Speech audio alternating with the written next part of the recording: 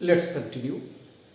अभी हमने देखा लीवर एंड पैंक्रियास, ये दो इंपॉर्टेंट ग्लैंड्स हैं जिनके रोल पर अभी चर्चा हो रही थी जस्ट इसके पहले वाले क्लास में। डाइजेशन में इनका क्या रोल है। लीवर के रोल पर अभी हमने देखा है, अभी लीवर का रोल हमने पढ़ा है। दो important role. First, it turns the medium of food from acidic to neutral.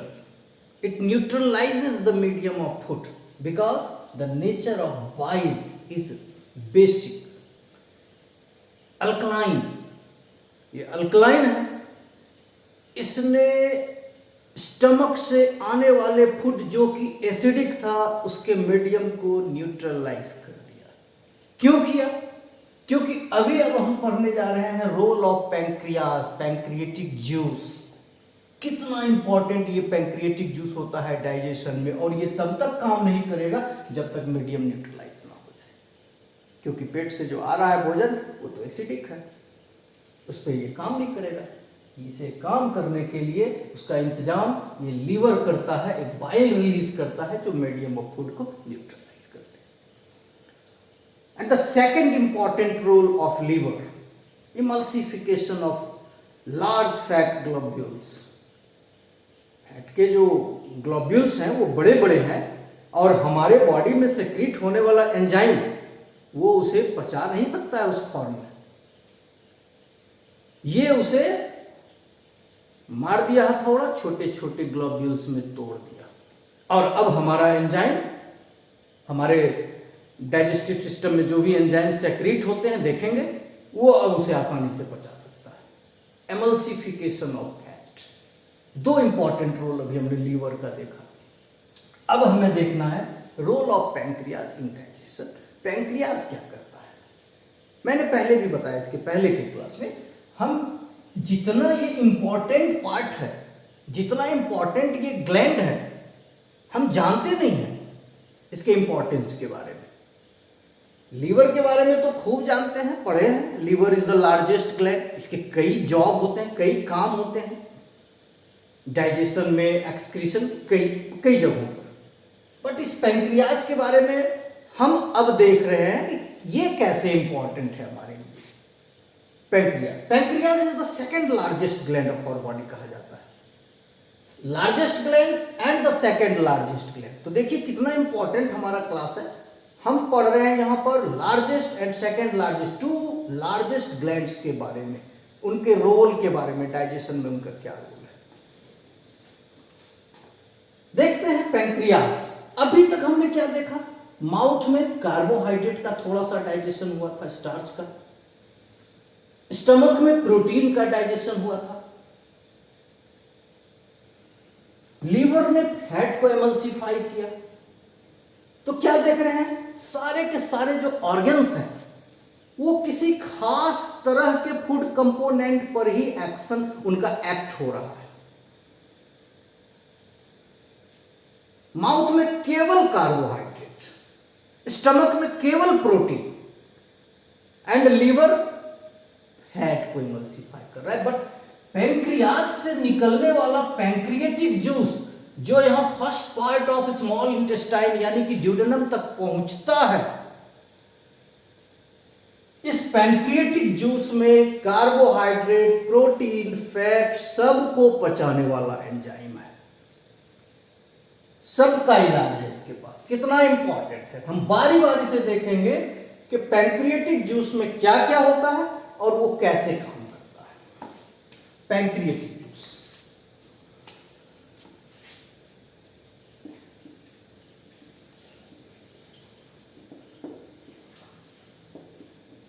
Pancreatic juice में पहला, अब याद कीजिए कार्बोहाइड्रेट को कैसे पचाता है पैंक्रिएटिक जूस, ये देखते हैं। अब याद कीजिए माउथ में सलाइवा आया था सैलिवरी ग्लैंड से, और सलाइवा में जो एंजाइम था वो क्या था? Salivary amylase. एमाइलेज वर्ड आपको याद रखने के लिए मैंने कहा था, amylase, salivary, that was salivary amylase. और यहां पैंक्रियाज से पैंक्रियाटिक जूस, पैंक्रियाज से जो निकला एमाइलेज वो है पैंक्रियाटिक एमाइलेज, यानी कि पैंक्रियाटिक एमाइलेज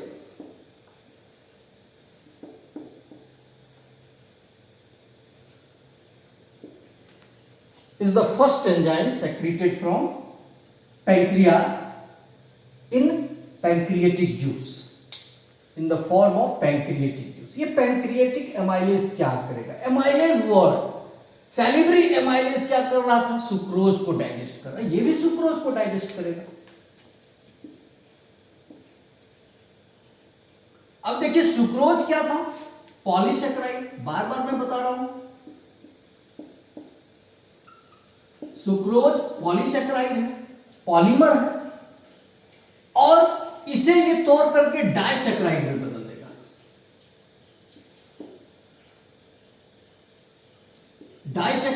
डाइसेकेराइड्स जो होते हैं वो माल्टोज हो सकते हैं, सुक्रोज हो सकते हैं, दीज आर डाइसेकेराइड्स। तो अब आपके मन में एक सवाल उठ रहा होगा कि माउथ में भी तो सेम प्रोसेस हुआ था, वहां पर एंजाइम क्या था? सैलिवरी एमाइलेज, और यहां है पैंक्रियाटिक एमाइलेज, यहां है पैंक्रियाटिक एमाइलेज। तो फिर वही प्रोसेस यहां पर रिपीट करने की क्या जरूरत है?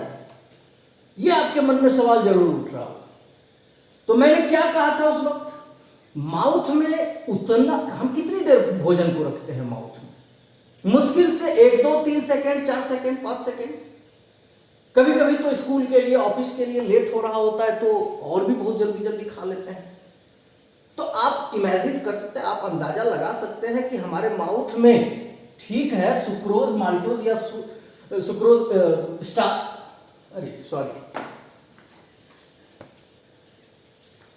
It is starch, not sucrose.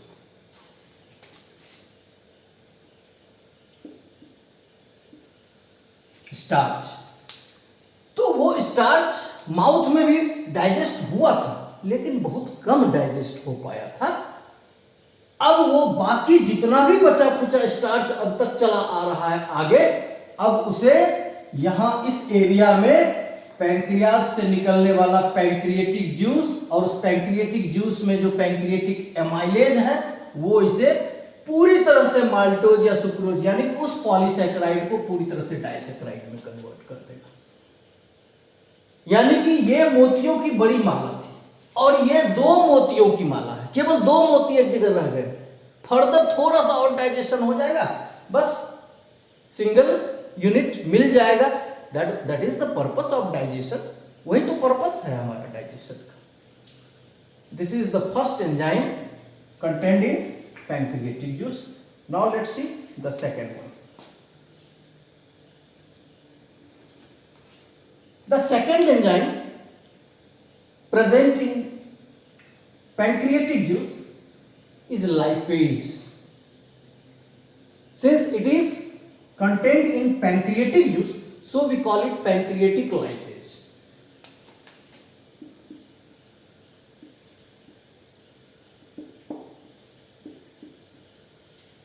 Pancreatic lipase.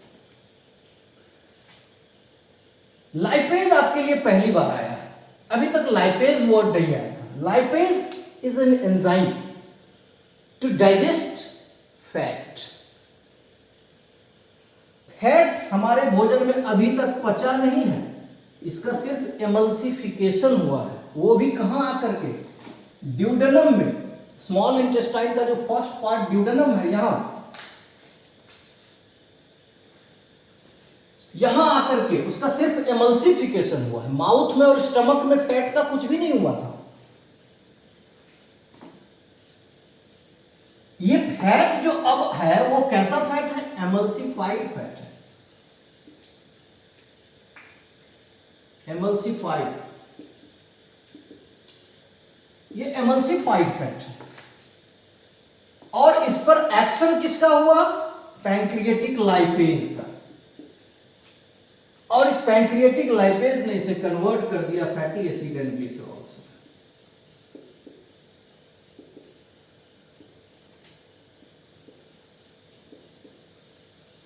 Fatty acid and glycerol. This is the second enzyme contained in pancreatic juice. And now let's see the third one. Fat का डाइजेशन हो गया, एमल्सिफिकेशन, एमल्सिफाइड फैट का emulsification liver ने किया और digestion कर दिया pancreatic lipase ने, पैंक्रियास से निकलने वाला lipase enzyme. And the third one is, बच क्या गया, कार्बोहाइड्रेट को पचाया इसने, फैट को पचाया इसने, और प्रोटीन, प्रोटीन को पचाने वाले एंजाइम्स भी इसमें होते हैं, और एक नहीं कई होते हैं. मोस्ट इंपॉर्टेंट हम एक दो का नाम यहां पर बताएंगे, क्योंकि आपके बुक में, आपके सिलेबस में उतना अधिक पढ़ना है नहीं. एक एंजाइम जो काफी इंपॉर्टेंट है, काफी पावरफुल है, दैट इज ट्रिप्सिन.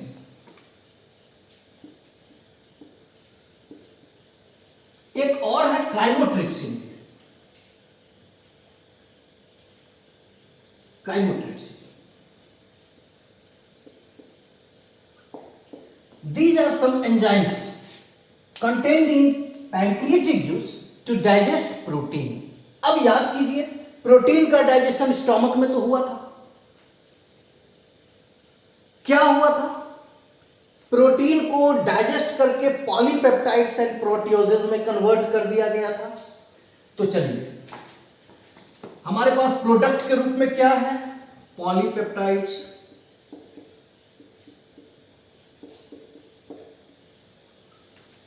प्रोटियोजेज, पेप्टोन्स, ये सब है. कुछ प्रोटीन्स भी हो सकते हैं अभी भी, लेकिन मोस्टली 4-5 घंटा, 4 घंटा के करीब पेट में रहता है भोजन, तो हम समझते हैं कि करीब करीब सारा का सारा प्रोटीन पॉलीपेप्टाइड्स में कन्वर्ट हो गया होगा. These are some intermediate forms, बीच वाले फॉर्म्स हैं. अब ये जब फर्दर डाइजेस्ट होंगे और इस पर एक्शन होगा ट्रिप्सिन एंड काइमोट्रिप्सिन दोनों का, तो ये कन्वर्ट हो जाएगा डाइपेप्टाइड में.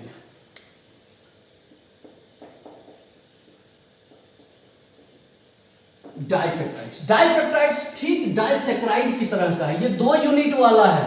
अब इसे थोड़ा सा और तोड़ने की जरूरत है, तो ये सिंगल यूनिट में कन्वर्ट हो जाएगा. ठीक उसी तरह से प्रोटीन भी अब करीब करीब एमिनो एसिड में कन्वर्ट होने ही वाला है, डाइपेप्टाइड में कन्वर्ट हो चुका है. अब थोड़ा सा और जोड़ लगाएंगे तो ये एमिनो एसिड में कन्वर्ट हो. डाई मींस 2 यूनिट का बना हुआ है.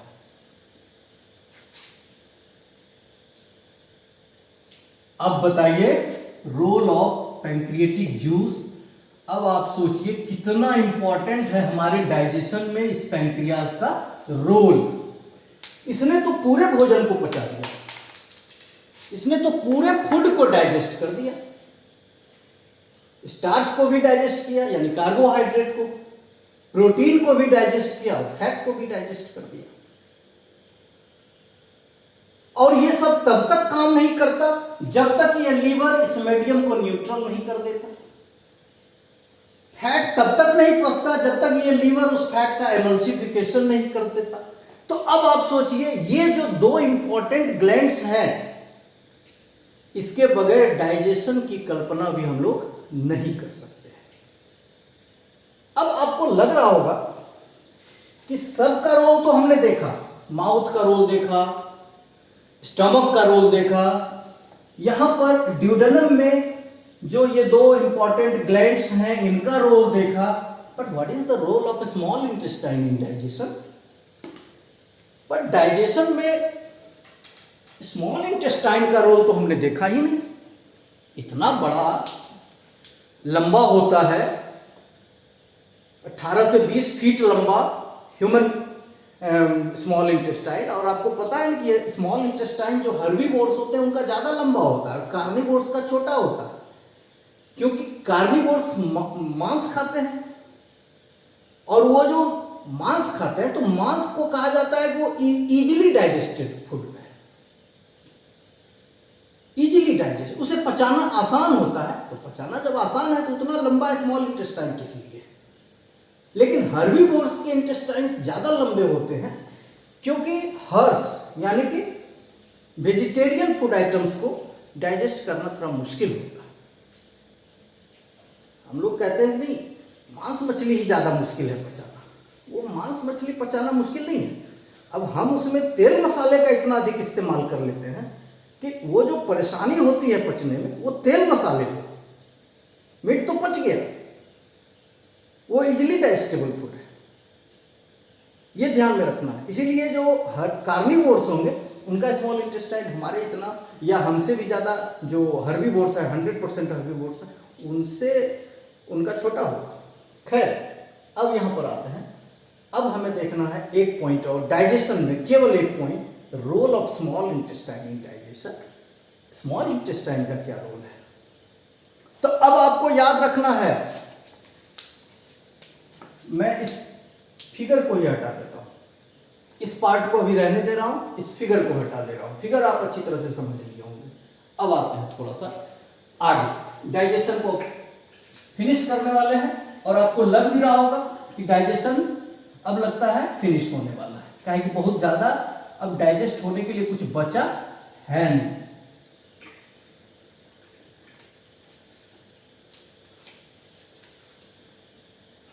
अब हम एक छोटा सा पिक्चर यहां पर ड्रॉ करेंगे। सपोज ये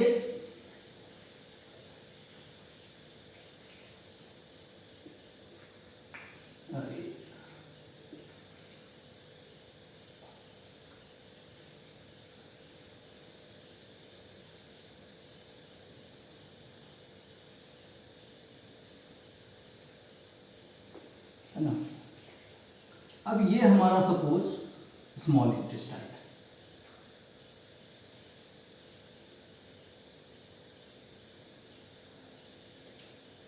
ये हमारा स्मॉल इंटेस्टाइन है। हमने देखा है अभी ड्यूडेनम, थोड़ी ही दूर में क्या क्या हो रहा था, और आपको बताया गया है कि इसका बाद वाला जो पार्ट होता है करीब करीब यहां तक वाला, दैट इज जेजुनम। ये जेजुनम है। Duodenum, this is duodenum. Duodenum and jejunum, first and second part of our small intestine are involve in digestion. केवल यही दो पार्ट डाइजेशन में इन्वॉल्व होता है, थर्ड पार्ट नहीं। थर्ड पार्ट जो इलियम होता है उसका क्या रोल है वो भी देखेंगे। वो डाइजेशन में इन्वॉल्व नहीं होता है ज्यादातर, डाइजेशन में इन्वॉल्व होता है ड्यूडेनम एंड जेजुनम। तो ड्यूडेनम और जेजुनम में ऐसा क्या होता है कि वो डाइजेशन में वो भी हेल्प करता है। अभी तो हमने देखा कि ड्यूडेनम ने एक साइट अवेलेबल करवाया for the action of liver and pancreas, bile and pancreatic juice. लेकिन खुद का क्या इसका काम था ड्यूडेनम का, यानी इंटेस्टाइन का? तो हम यहां पर जैसा कि स्टमक में देखा था हमने, स्टमक की जो दीवार होती है, wall of stomach, it has some glands that we call gastric glands। ठीक उसी तरह से हमारा जो इंटेस्टाइन है, सपोज ये हमारा इंटेस्टाइन है,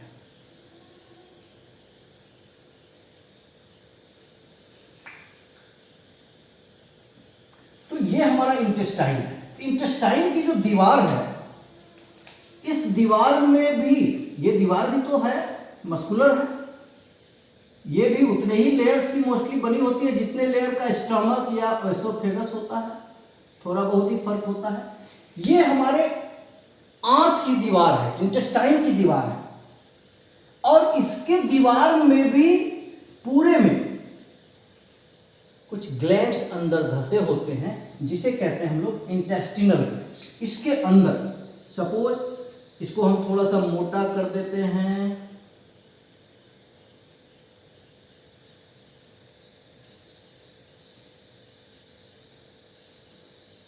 चलिए इस तरह से। तो ये जो इसकी दीवार है, इस दीवार में भी कुछ ग्लैंड्स धसे होते हैं इस तरह से अंदर की ओर।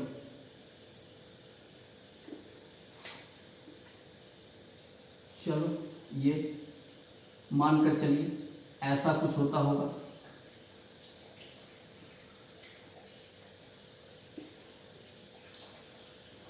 और इसमें जो ग्लैंड्स धसे हुए हैं, इसमें भी एंजाइम्स बनते हैं, इसमें भी केमिकल्स बनते हैं, और वो केमिकल्स सेक्रीट होते हैं इस ल्यूमन में, यानी अंदर इंटेस्टाइन के अंदर वाली ल्यूमन में, गुफा में।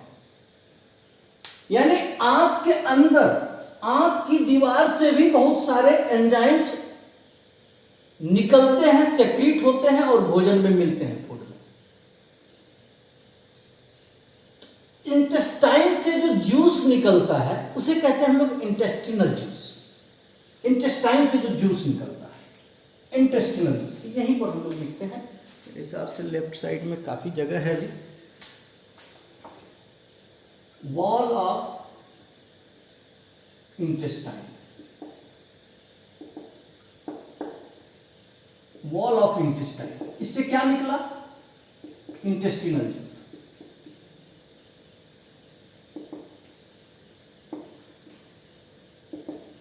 इंटेस्टिनल जूस निकला। अब इस इंटेस्टिनल जूस में क्या क्या होता है? जैसे पैंक्रियाटिक जूस में हमने देखा कई तरह के एंजाइम्स थे जिन्होंने भोजन को काफी हद तक डाइजेस्ट कर दिया, उसी तरह इंटेस्टिनल जूस में भी कई तरह के एंजाइम्स होते हैं जो फूड को फाइनली डाइजेस्ट कर देते हैं। यहां आते आते फूड आगे बढ़ता जाता है, इंटेस्टिनल जूस का उस पर काम होता रहता है और यहां आते आते करीब करीब 100% फूड डाइजेस्ट हो गया। तो देखते हैं क्या है इंटेस्टिनल जूस में। पहला,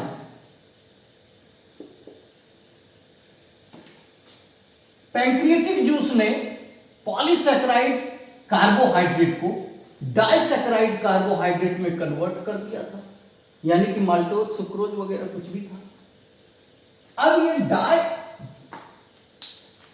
डाइसैकेराइड को मोनोसैकेराइड में बदलना है, तो डाइसैकेराइड, चलिए ये वाला पार्ट दिख रहा है या नहीं? चलिए दिख जा रहा है थोड़ा सा। ये डाइसैकेराइड है।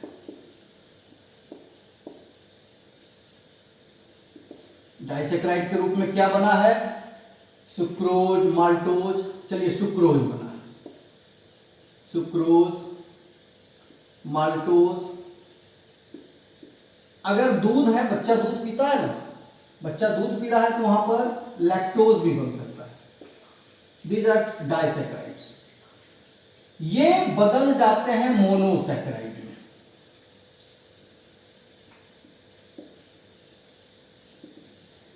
मोनोसैकेराइड में जैसे ग्लूकोज, फ्रुक्टोज, गैलेक्टोज।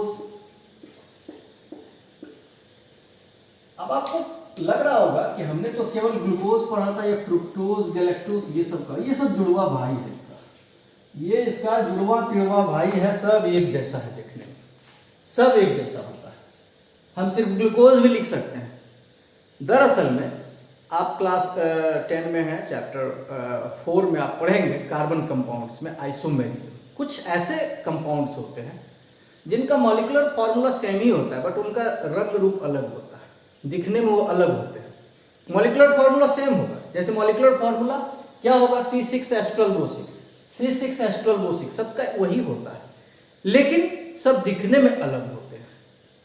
एकदम एक जैसा है, सेम है। किसी ने धोती कुर्ता पहन लिया है, कोई सूट बूट पहन लिया है। All are monosaccharide, all are the simplest form and all are acceptable for our sales.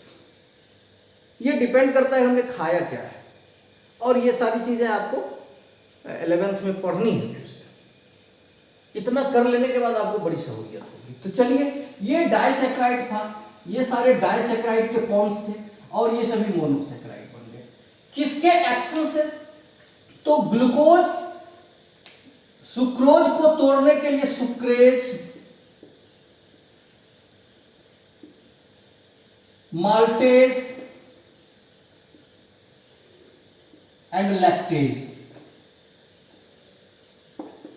These are some enzymes. नाम से ही पता चल रहा है, समझिए ना, सिर्फ ओज को एज यहां पर कर दिया गया है, ये गौर कीजिएगा। Sucrase, maltase, lactase, these are some enzymes secreted by the wall of intestine, that is intestinal juice, intestinal, that are contained in intestinal juice. These enzymes are present in intestinal juice and they finally digest the carbohydrate. It breaks disaccharides into monosaccharides. यही तो चाहिए था, यही तो purpose of digestion था। एक important बात है कि इंटेस्टिनल जूस का एक स्पेशल नाम सक्कस एंटेरिकस भी है। ये भी कहीं कहीं लिखा हुआ आपको मिल सकता है, सक्कस एंटेरिकस, आप नोट कर लीजिएगा। तो चलिए ठीक है भाई, कार्बोहाइड्रेट का तो डाइजेशन कंप्लीट हो गया। और अब देखते हैं फैट। फैट को तो अब यहां आपके मन में सवाल हो रहा होगा कि पैंक्रियाज से निकलने वाला लाइपेज, उसने एमल्सिफाइड फैट को तो पूरी तरह से फैटी एसिड यानी ग्लिसरॉल में अब तोड़ ही दिया है, तो अब क्या डाइजेशन इसका होगा? दरअसल में सारे के सारे फैट पैंक्रियाटिक लाइपेज से नहीं डाइजेस्ट हो पाते हैं, तो यहां पर इंटेस्टाइन को भी लाइपेज निकालना पड़ता है, और उसका नाम क्या रख देंगे? Intestinal lipase.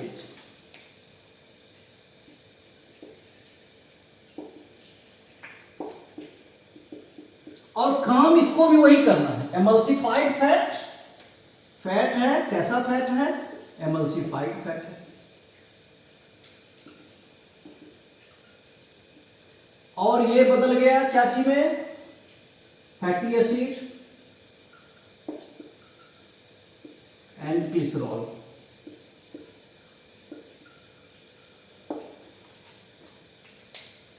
Digestion of carbohydrate is completed. Digestion of fat is also completed. Now let's see digestion of protein. Protein के डाइजेशन में हमने क्या देखा था? ट्रिप्सिन, काफी इंपॉर्टेंट एंजाइम, काफी पावरफुल एंजाइम, एंड काइमोट्रिप्सिन, ये सभी मिलकर के प्रोटीन को डाइपेप्टाइड्स में तो तोड़ दिए हैं। अब इसे सीधे एमिनो एसिड में तोड़ना है। डाइपेप्टाइड्स में ये टूट चुका है, इसे एमिनो एसिड में तोड़ना है। देखिए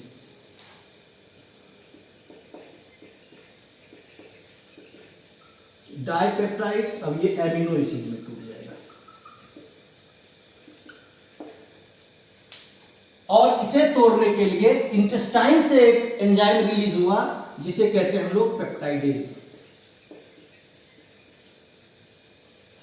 पेप्टाइडेज, ये पेप्टाइडेज जितने भी डाइपेप्टाइड्स बन चुके थे उसे अब एमिनो एसिड में तोड़ दिया। तो this is the simplest form of protein. यही तो हमें चाहिए था। लाइपेज ने बचे खुचे फैट को, यानी कि पैंक्रियाटिक लाइपेज और इंटेस्टिनल लाइपेज दोनों ने मिल करके जितना भी एमल्सिफाइड फैट था उसे ग्लिसरॉल एंड फैटी एसिड में तोड़ दिया। और ये जो डाइसैकेराइड बना था कार्बोहाइड्रेट का, उस पर एक्शन हुआ इन सारे एंजाइम्स का, और इसने इसे मोनोसैकेराइड में तोड़ दिया। तो डाइजेशन तो कंप्लीट हो गया। कार्बोहाइड्रेट के जगह पे हमें मोनोसैकेराइड मिल गया, ग्लूकोज। प्रोटीन के जगह पे एमिनो एसिड, और फैट के जगह पे fatty acid and glycerol. Actually क्या होता है ना, ड्यूडेनम के बाद से ये जो पूरा एरिया जेजुनम का होता है, इसमें ऐसा नहीं है, ये गौर करने वाली बात है। यहां तो पैंक्रियाटिक जूस आकर के इसमें पोर हुआ, इसमें डाला गया। तो क्या लग रहा है कि पैंक्रियाटिक जूस को काम करने के लिए यहीं तक का एरिया है, वो आगे भी तो काम करता रहेगा ना। ये गौर करने वाली बात है। ऐसा नहीं कि इस एरिया में पैंक्रियाटिक जूस भोजन में नहीं मिलेगा, काम कर रहा है, उसमें मिक्सिंग हो चुकी है। अब वो फूड आगे बढ़ रहा है पेरिस्टाल्सिस के कारण, तो पैंक्रियाटिक जूस में जो एंजाइम्स हैं वो भी काम कर रहे हैं, अपने काम में बेचारे लगे हुए हैं, भोजन जैसे जैसे आगे बढ़ रहा है। और इंटेस्टाइन से निकलने वाले जूस भी दोनों मिल करके फूड को एक साथ पचाते जा रहे हैं। हमने पहले पैंक्रियाटिक जूस के बारे में पढ़ा, फिर इंटेस्टिनल जूस के बारे में पढ़ा, लेकिन ऐसा नहीं है कि ये पचा दिया बस इतने ही देर में, अब बाकी में अब इंटेस्टिनल जूस करेगा, नहीं। यहां से लेकर ये जो स्फिंक्टर है, पाइलोरिक स्फिंक्टर, यहां से लेकर के जेजुनम तक करीब करीब ये पैंक्रियाटिक जूस और इंटेस्टिनल जूस में जो एंजाइम्स हैं वो एक साथ मिलकर के काम करते चले जाते हैं, और फाइनली जेजुनम समाप्त होते तक डाइजेशन कंप्लीट हो जाता है। हमने जो कॉम्प्लेक्स फूड मटेरियल और इनसॉल्युबल फूड मटेरियल खाया था वो सॉल्युबल और सिंपल फॉर्म में कन्वर्ट हो जाता है। यही तो है डाइजेशन। अब आपके मन में एक सवाल फिर से उठ रहा होगा, इतना लंबा है ये स्मॉल इंटेस्टाइन, ये आधा में ही तो सारा काम हो गया, तो बाकी आधा का अब क्या रोल है, ये काम क्या करेगा? What is the role of the last part of small intestine, that is ileum. और फिर लार्ज इंटेस्टाइन भी तो अभी पड़ा हुआ है। तो अब हमें देखना है रोल ऑफ इलियम। आप इसका स्क्रीनशॉट ले सकते हैं या इसे आप रोक करके लिखें, ये काफी इंपॉर्टेंट है। चलिए, आपका वीडियो बड़ा नहीं हुआ है, ज्यादा 30 मिनट हुआ है, और मुझे लगता है कि हम अब यहां पर रोल ऑफ इलियम को डिस्कस करना है।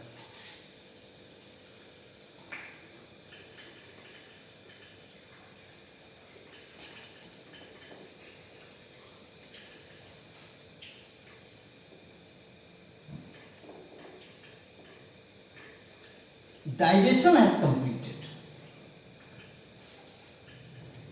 डाइजेशन हो गया। हम एक वीडियो बनाएंगे और आप भी खुद उसे समराइज कर सकते हैं individually. Digestion of carbohydrate, digestion of protein, digestion of fat. Carbohydrate का डाइजेशन कैसे कैसे होता है, शुरू करेंगे माउथ से लेकर। प्रोटीन का डाइजेशन कैसे कैसे होता है, फैट का डाइजेशन कैसे कैसे होता है, स्टेप वाइज। इससे एक अच्छा रिवीजन आपका हो जाएगा और आप खुद भी इसे तैयार कर सकते हैं। हमारा वीडियो बनाना जरूरी नहीं है। खैर, role of ileum. Ileum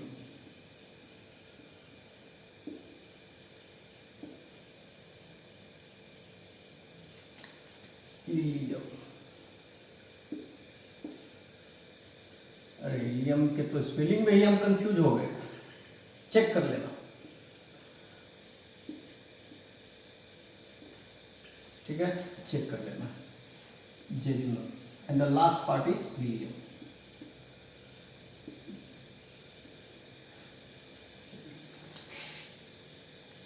ileum, role of ileum. Ileum का क्या काम है? अब देखिए, समझना है हमें। फूड तो डाइजेस्ट हो गया, अब इस फूड का होना क्या है? It is to be transported to cells. इसे तो हर सेल तक पहुंचना है। And who will do this job? कौन करेगा ये काम? Our blood. लोकल ट्रेन है हमारे बॉडी का। किसी भी मटेरियल को अगर कोई अपनी गाड़ी नहीं है, अपनी सवारी नहीं है, वो ब्लड पर सवार हो जाए और जहां जाना है, जिस सेल, टिश्यू, ऑर्गन तक जाना है, वो जा सकता है, क्योंकि ये हर जगह गया। इंडियन रेलवे तो हर जगह नहीं है, लेकिन हमारा ब्लड हर जगह है। आप थोड़ा सा भी कहीं किसी बॉडी पार्ट को कट फट जाता है, देखते हैं ब्लड आने लगता है, यानी कि वहां भी ब्लड वेसल है। इसका काम है हर सेल तक कनेक्शन बनाना। जैसे सड़कें होती हैं हर घर तक, हर गली, हर मोहल्ले, हर घर तक सड़क हो जाना, ये टारगेट होता है हमारा।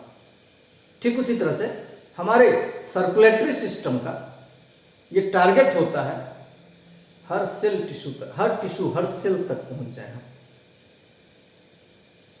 यानी कि अगर ये फूड, डाइजेस्टेड फूड, ब्लड पर सवार हो जाए तो it can be transported to each and every cell of our body.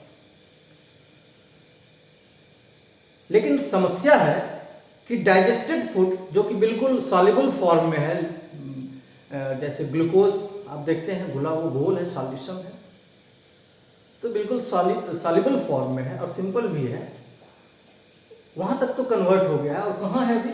Small intestine के अंदर है। कैसे जाएगा ये? ब्लड पे कैसे ये सवार होगा? क्या मैकेनिज्म होगा? तो आपने पढ़ा होगा क्लास 9 में, बहुत सीरियसली हमने पढ़ाया था, ऑस्मोसिस। चला जाएगा इस ल्यूमन में ये जो पाइप है, इसके अंदर सपोज ग्लूकोज का कंसंट्रेशन ज्यादा है, तो ऑब्वियसली वो सेल में तो चला ही जाएगा ऑस्मोसिस के थ्रू। लेकिन सेल यहां पर आएगा, ब्लड में तो चला ही जाएगा। इतना ज्यादा फूड डाइजेस्ट हो रहा है। सामान्य तौर पर जो ब्लड हमारे ऑर्गन से होकर के गुजरता है, उसके बस की बात नहीं है इतने सारे फूड को एब्जॉर्ब कर लेना। यहां पर चाहिए ह्यूज ब्लड सप्लाई, काफी ब्लड सप्लाई चाहिए, तब सारा का सारा फूड एब्जॉर्ब होगा।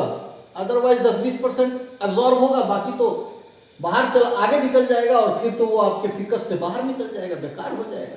खाना हम खाए कुछ, मिला हमको थोड़ा सा।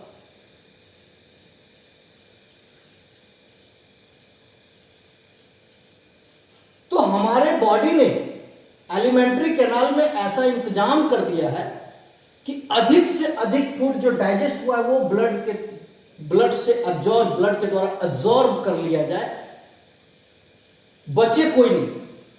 ऐसा नहीं कि फिर आगे बढ़ जाए और आगे बढ़ जाएगा तो वो फिकस के थ्रू बाहर निकल जाए, ऐसा नहीं होना चाहिए। तो इसके लिए क्या इंतजाम किया है नेचर ने, हमें क्या दिया है ऐसा, ये अब जरा सा देखते हैं। और वो क्या है जो कि पाया जाता है इलियम में। तो चलिए, ये है आपका इलियम। लो,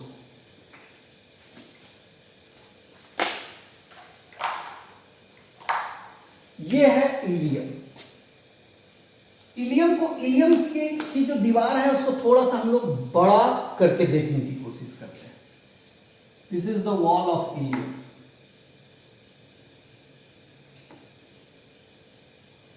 ये है इलियम। तो इलियम, ये इसका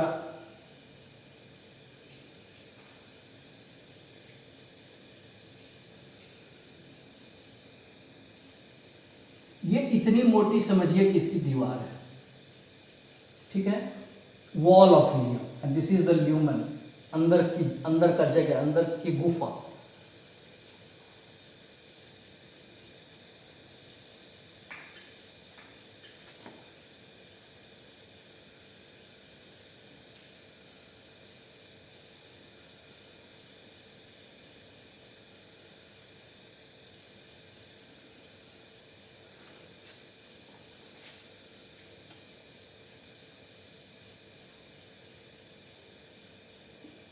ये इलियम हमने इतना लिया है छोटा सा, उसे बड़ा करके हम देख रहे हैं इसके अंदर क्या होता है। तो ये तो मसल से बनी हुई दीवार होती है, ये मसल की बनी हुई दीवार होती है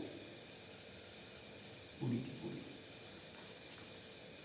अगर फूड ऐसे ही आएगा, अगर फूड ऐसे ही आएगा और सीधे आगे बढ़ता चला जाएगा, digested food, glucose, amino acid, fatty acid, तो इसके दीवार में जो ब्लड वेसल्स हैं, अंदर की दीवार में, इनर वॉल में, वो ब्लड वेसल थोड़ा थोड़ा फूड को एब्जॉर्ब करेंगे, लेकिन फूड तो तेजी से आगे बढ़ जाएगा और बहुत कम ही एब्जॉर्प्शन हो पाएगा और फूड आगे निकल जाएगा। ये हमें नहीं चाहिए। तो क्या किया जाए? नेचर ने इसमें एक मॉडिफिकेशन कर दिया, एक बदलाव कर दिया है।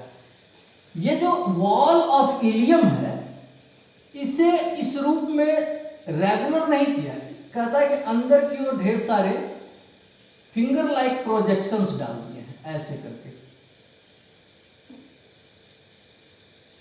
ऐसे। अब तो आप समझ ही गए होंगे ऐसा क्यों किया होगा। अब वो जो डाइजेस्टेड फूड मटेरियल है हड़बड़ा करके आगे नहीं निकलेगा। अब तो बहुत सारा स्पीड ब्रेकर आ गया ना, बाधा है। This is the inner wall of ileum, inner side of wall, inner wall नहीं कहेंगे, इनर साइड ऑफ वॉल, दोनों साइड से ये डिस्टरबेंस।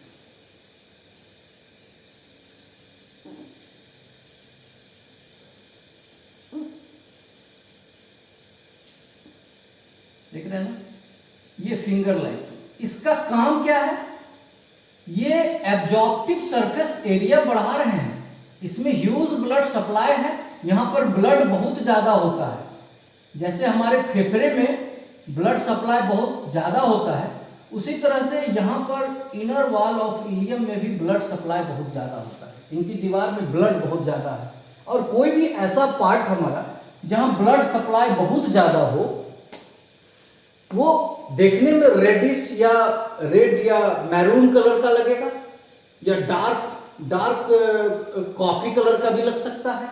तो आप गौर करेंगे इलियम को, आप कहीं इस प्रकार का मटन वगैरह काटता है, बना रहा होता है, तो आप देखेंगे ileum, last part of small intestine, वो देखने में वो फर्स्ट एंड सेकेंड पार्ट, ऊपर वाले पार्ट से ये डिफरेंट होता है। ये दिखने में डार्क कलर का होता है। क्यों? Due to the presence of blood vessels. Blood vessels are present in huge amount and these finger like projections are to increase the absorptive surface area of digested food material. Surface area बढ़ गया। आपको suppose यहां से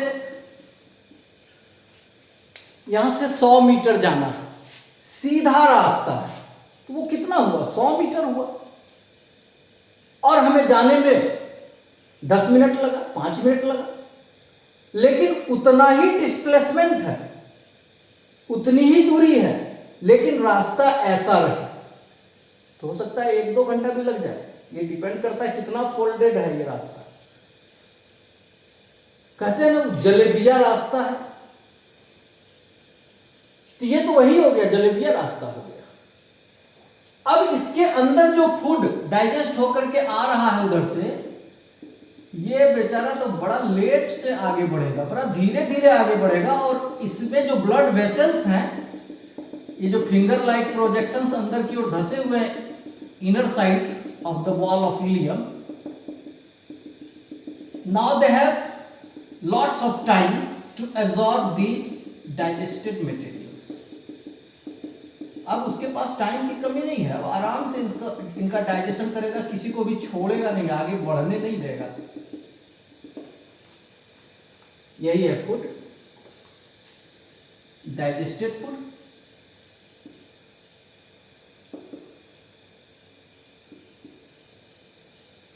and this is the wall of ilium.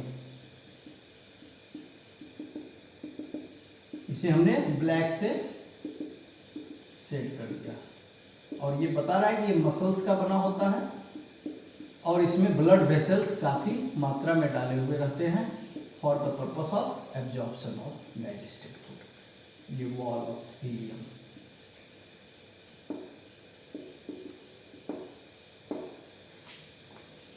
इस प्रकार से food जो आगे बढ़ता है वो एब्जॉर्ब होता हुआ, तो इसका फंक्शन क्या हो गया? पहला एब्जॉर्प्शन ऑफ डाइजेस्टेड फूड, और एब्जॉर्प्शन के लिए इसमें क्या है? 2 एडेप्टेशंस हैं, सॉरी एक एडेप्टेशन है। क्या है एडेप्टेशन इसमें, या मॉडिफिकेशन भी कह सकते हैं।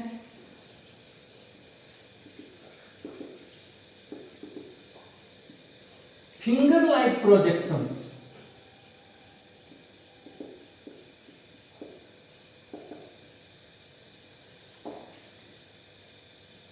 in the inner side of the wall, और इस फिंगर लाइक प्रोजेक्शंस को हम लोग कहते हैं विलाई, सिंगुलर इसका विलस होता है, विलाई। तो दीज आर विलाई, ये सभी विलाई हैं, प्लूरल है। Finger like projections coming inside the lumen of small intestine, these are villi। और क्यों है ये? तो इनका काम क्या है? पहला, to increase absorptive surface area,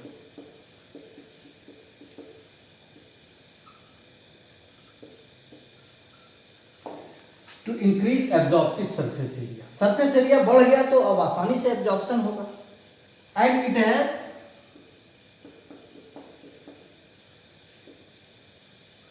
huge supply of blood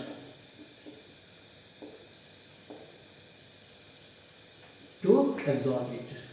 ये पार्ट आपको दिख रहा है कि नहीं दिख रहा है, तो मैं बता रहा हूं, मैं बोल रहा हूं, इसे लिखते चले जाएंगे। चलिए, हो गया है, to absorb it. This is the role of ileum. यानी कि स्मॉल इंटेस्टाइन अगर इन होल देखा जाए तो उसका रोल केवल डाइजेशन नहीं है, डाइजेशन के साथ साथ एब्जॉर्प्शन भी है। सिर्फ डाइजेस्ट नहीं कर रहा है वो फूड को, इसका जो बाद वाला आधा पार्ट है जिसे इलियम कहते हैं, यही तो एब्जॉर्ब करके और उसे पूरे बॉडी में भेज रहा है। अब आप याद कीजिए फेजेस ऑफ न्यूट्रिशन आपको बताया गया था। इंजेशन खा लिया, डाइजेशन पचा लिया,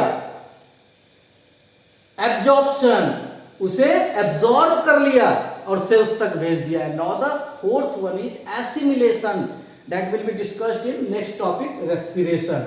एंड लास्ट वन इज ईजेशन। हमने जो खाना खाया था, क्या लग रहा है कि वो सबका सब अच्छा ही चीज खाया था? हमारे डाइजेस्टिव सिस्टम को जो पसंद है, या हमारा डाइजेस्टिव सिस्टम जिन चीज़ों को आसानी से डाइजेस्ट कर सकता है, क्या हमने चुन चुन करके खाया था? हमको तो पता भी नहीं है, कुछ भी खा लेते हैं जो अच्छा लगता है जीभ को। उसमें बहुत सारे ऐसे चीज़ होते हैं जो डाइजेस्टेबल नहीं होते हैं, उसे पचा हम नहीं सकते, बाहर कर दिया जाता है, इसके बाद वो बाहर हो गया। तो अब यहाँ जो इससे गुजर रहा है भोजन, उसमें डाइजेस्टेड फूड तो सॉल्यूशन के फॉर्म में है, बट अनडाइजेस्टेड फूड मटेरियल जिसको पचा नहीं सकता है हमारा शरीर, खा लिए, वो तो सॉलिड के ही फॉर्म में है और वो आगे बढ़ता जा रहा है। और अगर हमने रफेस खाया है तो वो इसके बल्क मूवमेंट में हेल्प करता है। हम समझते हैं कि ये वीडियो तो अब करीब करीब हो चुका है। हम अब नेक्स्ट एक जो लास्ट वीडियो इस चैप्टर का हम बनाएंगे, उसमें रोल ऑफ लार्ज इंटेस्टाइन को शॉर्ट में समझना है थोड़ा सा, और उसी के साथ ईजेशन भी, और उसके बाद समराइज करेंगे digestion of carbohydrate, protein and fat को एक लास्ट वीडियो में। आपका डाइजेशन कंप्लीट हो गया, एब्जॉर्प्शन कंप्लीट हो गया। देखना है लार्ज इंटेस्टाइन क्या करता है, उसकी तो अभी चर्चा भी नहीं हुई। तो लार्ज इंटेस्टाइन क्या करता है, और फिर समझ।